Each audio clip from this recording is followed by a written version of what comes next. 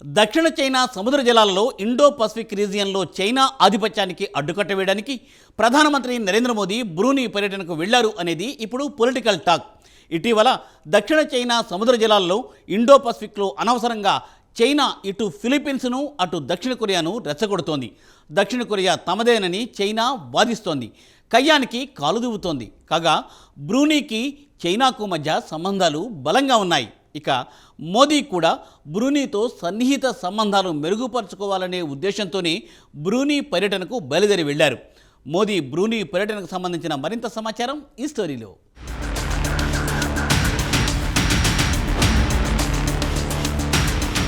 ప్రపంచంలోని అతిపెద్ద ఆర్థిక వ్యవస్థలో 2వ స్థానంలో ఉంది చైనా. దీంతో ప్రపంచంపై పెత్తనం చెలాయించాలనుకుంటోంది. దక్షిణ చైనా, ఇండో పసిఫిక్ రీజియన్లలో తమ ఆధిపత్యాన్ని కొనసాగిస్తోంది. ఫిలిప్పీన్స్, దక్షిణ కొరియాను రెచ్చగొడుతోంది. యుద్ధానికి కాలు దువ్వుతోంది. ఇక చైనా ఆధిపత్యానికి అడ్డుకట్ట వేయడానికి ప్రధానమంత్రి నరేంద్ర మోదీ బ్రూనై పర్యటనకు వెళ్లారు.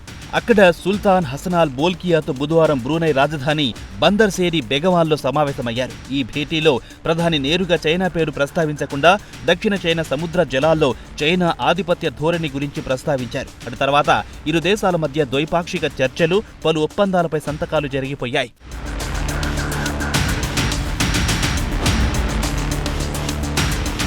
ప్రధాని గౌరవార్థం బ్రూనై సుల్తాన్ విందు ఏర్పాటు చేశారు. డిన్నర్ తర్వాత ఇరు దేశాల నాయకులు పలు అంశాలపై చర్చించుకున్నారు. తాము అభివృద్ధికి మద్దతు తెలుపుతామని, చైనా మాదిరిగా ఆధిపత్య ధోరణిని తాము అంగీకరించమని ప్రధానమంత్రి మోదీ స్పష్టం చేశారు. దక్షిణ సముద్ర జలాల్లో ఇండో పసిఫిక్ రీజియన్లో కోడ్ ఆఫ్ కాండక్ట్ ను అమలు చేయాలని ప్రధాని కోరారు. సముద్ర జలాల్లో సార్వభౌమాధికార అంశాన్ని, సముద్ర జలాల నిబంధనల ఉల్లంఘనపై కోడ్ ఆఫ్ కాండక్ట్ నిబంధనలను ఫైనల్ చేయాలని చర్చించుకున్నట్టుగా ఇరు దేశాలు విడుదల చేసిన ప్రకటనలు తెలిపాయి. సముద్ర జలాల వివాదాల విషయానికొస్తే అంతర్జాతీయ చట్టం ప్రకారం, ముఖ్యంగా united nation convention on the law of the seas 1982 కింద సముద్ర జలాల వివాదాలు పరిష్కరించుకోవాలని ఇరు దేశాలు ఓ అంగీకారానికొచ్చాయి. కాగా UNCLOS 1982లో బ్రూనైకి కూడా సభ్యత్వం ఉంది. దక్షిణ చైనా సముద్రంలో China, Malaysia, Philippines, Thailand, Singapore, వియత్నాంలున్నాయి.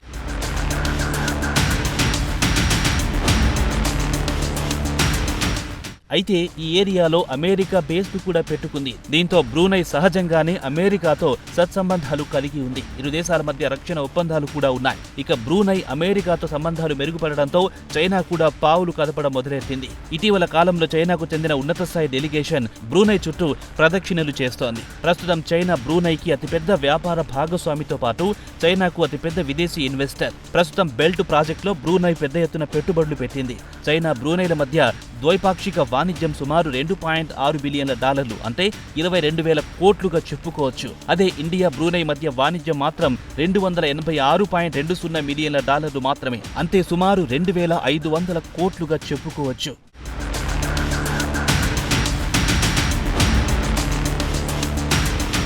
అయితే ఇటీవల కాలంలో చైనా దక్షిణ చైనా సముద్ర జలాల్లో తన ఆధిపత్యం చూపించడం, ఇటు ఫిలిప్పీన్స్, అటు దక్షిణ కొరియాపై దాదాగిరి చేయడం బ్రూనైకి నచ్చడం లేదు. తన అసంతృప్తిని వెళ్లగక్కింది. ఇదే విషయాన్ని మోదీ కూడా ప్రస్తావించారు.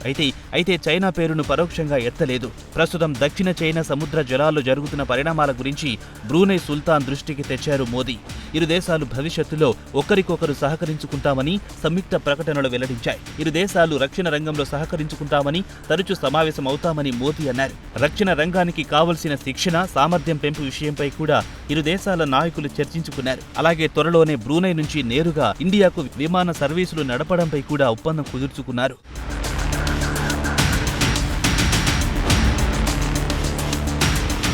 ఇరువురు నాయకులు శాంతి, స్థిరత్వం, మారిటైమ్ సేఫ్టీ అండ్ సెక్యూరిటీ, అంతర్జాతీయ చట్టాలకు లోబడి వ్యవహరించాలని అంగీకారానికి వచ్చారు. ఎలాంటి వివాదాలు తలెత్తినా UNCLOS 1982 చట్టం కింద పరిష్కరించుకోవాలని సంయుక్త ప్రకటనలో వెల్లడించారు. ఇక దేశాలు స్పేస్ కోఆపరేషన్ పై సంతకాలు చేశాయి. ఇక Brunei Indian space research organisation కు చెందిన telemetry tracking and command station host చేస్తోంది. దీంతో ఇరు దేశాల మధ్య రక్షణ రంగంలో సంబంధాలు మరింత బలోపేతమవుతాయి. అలాగే దీర్ఘకాలం పాటు ఇండియాకు బ్రూనై LNG సరఫరా చేస్తుంది. ఇటీవల కాలంలో ఇండియా ముడి చమురును బ్రూనై నుంచి తగ్గించి రష్యా నుంచి పెద్ద ఎత్తున డిస్కౌంట్లో కొనుగోలు చేస్తున్న విషయం తెలిసిందే. దీంతో ఆ లోటును బ్రూనై నుంచి LNG రూపంలో దిగుమతి చేసుకోవాలని ఇండియా నిర్ణయించింది.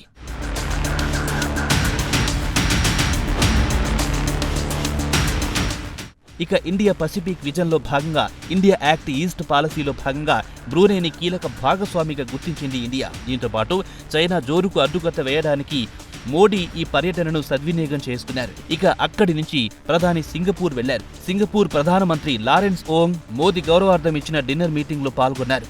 గురువారం ఇరువురు నాయకులు 4 అంశాలపై సంతకాలు పెట్టారు. వారిలో సెమీ కండక్టర్ల అంశం కీలకంగా మారింది. గ్లోబల్ మార్కెట్లో 10% సింగపూర్ సెమీ కండక్టర్ల వాటా ఉంది. ద్వైపాక్షిక సమావేశం తర్వాత మోదీ సింగపూర్ వ్యాపారవేత్తలతో పాటు సీఈఓలతో భేటీ అయ్యారు. అక్కడ సెమీ కండక్టర్ ప్లాంట్ ను సందర్శించారు.